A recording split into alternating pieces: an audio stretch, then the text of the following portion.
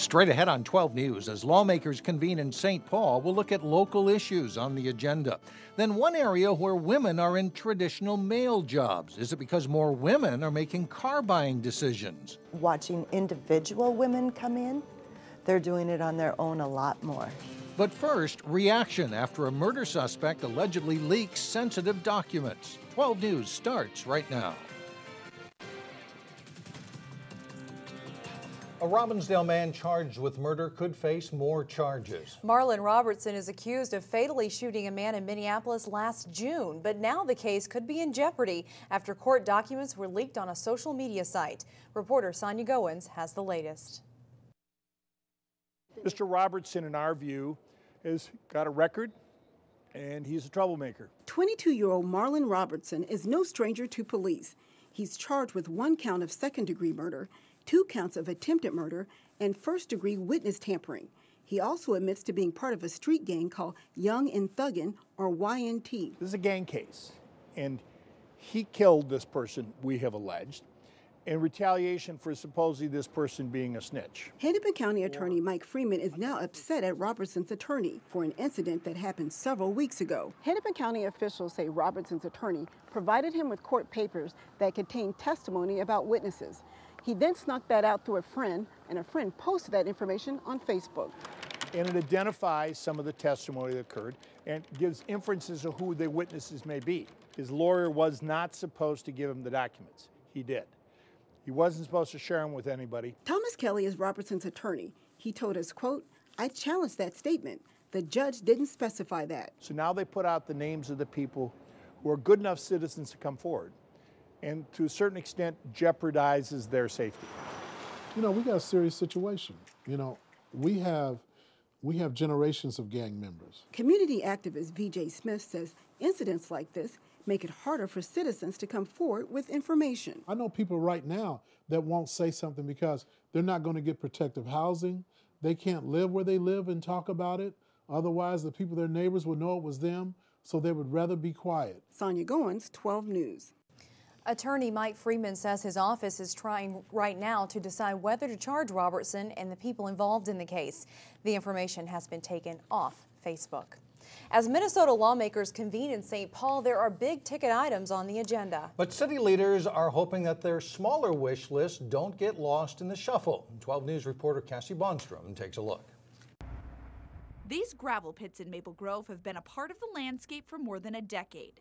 The city has willingly left them there at the request of the Met Council and MnDOT, who has used the gravel and sand for metro roadways. Their cooperation has saved the state millions of dollars, says Maple Grove Mayor Mark Stephenson, but now it's time for the state to return the favor. It would be more focused on offices and industrial warehouse manufacturing. Stephenson wants to turn the 600-acre gravel pits into a bustling business district. He hopes the legislature will approve turning the area into a tax increment financing, or TIF, district. That designation would give the city extra tax money in the future to help with infrastructure costs. Well, I think we're hopeful that the legislature will see that this is a worthy cause, a just cause, in the sense that, you know, we as a city helped the state out an awful lot over the last 10, 15 years, saved the state a lot of money, and we're not asking for much back in return. Down the road in Plymouth, city leaders are crossing their fingers they get help dealing with traffic congestion. They're asking the state to widen 494 as they're the only part of the highway that doesn't have 3 lanes. The second priority for the city of Plymouth is to get money towards the renovation of the 16-year-old ice center. This would be the city's first attempt at a state bonding request. If granted, the city would match the state's $2 million and renovate the roof and indoor rinks. And over in Golden Valley, their city leaders are hoping to get money to study traffic at 2 hotspots, one at Highway 55 and Douglas Drive, and the other on 169 between 394 and Medicine Lake Drive. In Maple Grove, I'm Cassie Bonstrom, 12 News. Speaking of the legislature, State Representative Kurt Zellers has announced that he will not seek re-election to the Minnesota House. Zellers was first elected in 2003 and represents Maple Grove and Osseo. He served as Speaker during the 2011 and 2012 legislative sessions. Zellers is running for the Republican nomination for governor. A grocery company is negotiating with the city of New Hope with an eye toward opening the city's first grocery store in years. Mayor Kathy Hempkin confirms the Hy-Vee grocery chain based in Des Moines is in talks with New Hope officials. The company has a presentation planned Monday night at a special city council meeting. According to the Star Tribune, Hy-Vee is planning on opening 4 to 6 stores in the Twin Cities. With all the snow we've had this winter, mail carriers are working extra hard. Pete Nowacki with the U.S. Postal Service says they always have difficulty getting around the big snowbanks and getting to those buried mailboxes after a big snowfall, but they are doing the best they can. He says this is also a good time to remind homeowners to clear a path around their mailbox or near the front door so mail carriers can safely deliver the mail. Tax preparation can be a headache, but paying for it doesn't have to be. That was the message today as Congressman Eric Paulsen joined community leaders in Brooklyn Park to promote programs that allow certain Minnesotans to do their taxes for free. More than a dozen online programs exist for people with gross incomes of $58,000 or less to prepare their federal and state tax returns at no charge. Social service organizations gathered at Rasmussen College this morning to learn how to use the free file software. Minnesota, I think, is one of 23 states, actually, that provides this opportunity, and there are 14 different companies that make their software available. And it's another example of public-private partnerships helping taxpayers, making sure that they will be able to keep more of their hard-earned money. Paulsen says about 70% of all taxpayers qualify for the free services. For more information, you can go to freefile.irs.gov. When President Obama visits the Twin Cities on Wednesday, it's unclear whether he will be able to include a visit to a medical technology company. In a letter to the president over the weekend, Congressman Paulsen is urging him to help repeal the tax on medical devices. Money raised from the tax is intended to help pay for expanded health care coverage. But Paulsen says it's actually a tax on innovation that's costing thousands of jobs. Paulsen's bill to repeal the tax has enough votes in the House, but not the Senate. Minnesota's 2 senators do support the bill and have asked their colleagues to repeal the tax. School officials say they need to build to keep up with growing enrollment in the Wayzata school district. Voters in the district are going to the polls Tuesday to decide 2 funding questions. One question would raise more than $109 million to expand Wayzata High School. The money would also build a new elementary school and upgrade safety and security. The second question would renew an existing levy to raise more than $2 million for technology. If voters approve the bond issue, the school district says taxes would rise $10 a month on the average homeowner in the district. Polls are open Tuesday in the Wayzata district from 7 a.m. until 8 p.m. Coming up in Business Matters, we'll show you how women are succeeding in a job typically held by men. And later in sports, Maple Grove skates into the semifinals of the Section 5 2A hockey tournament. But first, it's your AccuWeather forecast with snow and cold in the forecast. Reports say the fastest growing segment of car buyers is women. And now there's also more of a chance a woman might be the one selling you your car. We talk about the changing dynamics of car sales in today's Business Matters. Good morning. On a typical day, you never know what you might find Kim Beerbaum doing. If there's anything we can help you with, just let us know. In her job as sales manager at Maury's Nissan in Brooklyn Park. And I've pretty much done everything there is to do in a dealership over my years. Her coworker across the lot at Subaru. Hi Sam, this is Tina, Maury's Brooklyn Park Subaru. Manager Tina Ingalls says if there's a job to do, her sales team tackles it together. We have allocations, we order cars, we clean cars, we broom. We can do anything from plowing the lot to actually washing your car. Tina and Kim are 2 in a handful of women working here at Maury's in the traditionally male-dominated field of car sales. You're learning and evolving every single day, and our business is constantly changing. And the clientele is changing too.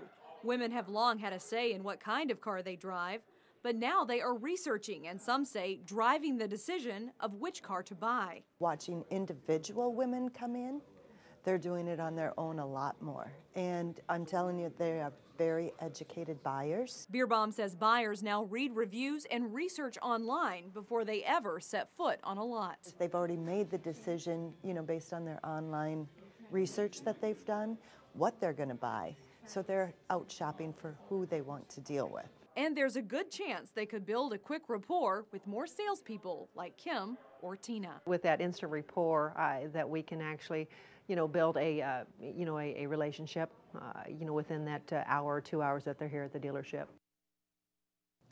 Analysts expect auto sales to heat up as the weather gets warmer. 2013 was the highest year for car sales since the economy slumped back in 2007. A group of students in Brooklyn Park received some hands-on instruction today in honor of Black History Month. More than 300 students packed into the gymnasium at Park Brook Elementary School to learn more about traditional West African dance. It was one of several activities at the school today aimed at celebrating Black History Month and teaching students about the contributions Black Americans have made to music, art, and storytelling. I believe that African music and dance is actually the foundation of all popular music today. And students don't know that, and especially students of African descent need to understand the contributions that our ancestors have made to everything we see. Students also participated in small group learning sessions celebrating Black history. Coming up, how one man is keeping Irish tradition alive. And up next in sports, it's next stop state for local boys swimmers. John Jacobson has highlights from the Section 5 AA meet and more when we come back. John Jacobson with sports now. We start with boys hockey, and the playoffs are underway. Fun time of year, right? If you can get to the games, depending on the roads and the weather. By week 10, the field for the state boys hockey tournament will be set. Section play started for local teams Saturday in Section 5 AA, including rivals Osseo and Maple Grove, who met in the quarterfinal round. 7-seed Osseo looking for the upset in this one. Maple Grove dominates early. Connor Dahlberg makes the first 2 saves here, but Sam Huff knocks the second rebound home for a 1-0 Crimson lead. Late in the first period, Maple Grove's first line strikes Sam Valerius to Josh Passold to Joe Norenberg for the goal, and it's 2-0 Crimson after 1. A turnover costs Osseo in the second. Passold intercepts the pass. His backhander surprises Dahlberg. Maple Grove goes up 3-0. Defenseman Drake Thompson's rocket from the point is under the crossbar and in. Maple Grove goes up 4-0 through 2 periods. Osseo does get some good scoring chances, but they can't beat goalie Brady Goodman. Jared Vance is denied on the breakaway. Maple Grove wins 5-0. They'll meet Centennial in the semifinals Wednesday. In gymnastics, the top 4 girls on each event in section competition advanced to the state meet. The individual state meet was Saturday at the U of M. All of the local girls compete either in Section 5 AA or 6 AA, including Champlain Park's Liz Hammond, who scored a 9.55 on the vault. That places her 9th overall in the meet. Claire Lorbecki of Wayzata swings her way to a score of 9.325 on the uneven bars. She placed 12th in the meet as an all-arounder. To the balance beam, where Wayzata's Maddie Aaron scored a 9.5 and places 5th overall, and a good weekend for Wayzata Gymnastics. Trojan senior Hannah Ross scored a 9.625 on the floor exercise. She places 6th in the state as an all-arounder. The Trojans, as a team, placed 3rd Friday at the Class AA team meet. The state meet in boys swimming and diving is coming up this weekend. Highlights from the Section 5 AA final Saturday. Wayzata's team of Court Hansen, Kevin Stowe, Christopher Karlstrom, and Jack Kelly win the 200-yard medley relay. Maple Grove also qualifies for state in that event. 100-yard butterfly, Karlstrom of Wayzata wins in 52.1 seconds. Aaron Dabson of Maple Grove and Court Hansen of Wayzata also qualify. In the 100 freestyle race, Greg Arnold of Wayzata wins in 47.92 seconds. One of several first-place finishes on the day for the Trojans. The Wayzata 200 free relay team of Stowe, Kelly, Isaiah Pilstrom, and Arnold win in a time of 1 minute, 28.9 seconds to edge Maple Grove. The Crimson and Osseo teams also qualified for state in that race. If you look at the final team scores, Wayzata wins with 542 points. Maple Grove is 2nd. Osseo places 5th with Armstrong, Cooper, and Park Center 7th, 8th, and 9th. The state meet runs Thursday through Saturday at the University of Minnesota Aquatic Center. Spots in the individual portion of the state wrestling tournament were up for grabs at section tournaments this weekend. Armstrong hosting the Section 6 3A tournament. Noah Sattler of Hopkins and White against Sam Benioff of Mount West Tonka in the 120-pound final. Benioff gets the reversal, wins 17-4. Both guys go to state. 132. Wayzata's Nick O'Brien is headed back to state. He gets the pin on Ryan Reed of Mound. O'Brien was state runner-up at 126 pounds last season. Armstrong's Eddie Gonzalez in blue in the 170-pound match against Vaughn Johnson of Wilmer. Gonzalez almost gets a takedown here, but slips off, and Johnson gets two instead. He wins 14-3, but Gonzalez goes to state. It's a wild one at 182 pounds. In overtime, Wayzata's Colin Sohn in yellow with the headlock. Almost loses his grip here on Brian Tierney of Mound, but Sohn ends up on top of the scramble in the end for the winning takedown in a 6-4 decision. Armstrong's Zach Rigg is a section champion. He gets a takedown on the way to a 13-5 win over Nicholas Gabler of Minnetonka in the 195-pound final. And the wrestling starts at the XL Energy Center Thursday morning. Passionate crowd there. Yes, it is. Definitely worth. Thanks, John. We'll be right back.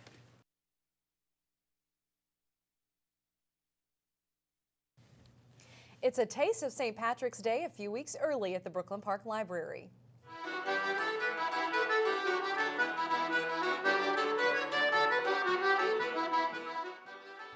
That's Paddy O'Brien on the accordion playing traditional Irish music that dates back to the 17th century. Before modern entertainment, like radio or TV, made its way into Irish homes, O'Brien says Irish jigs and reels were at the center of social events, and he's working to keep it alive in America.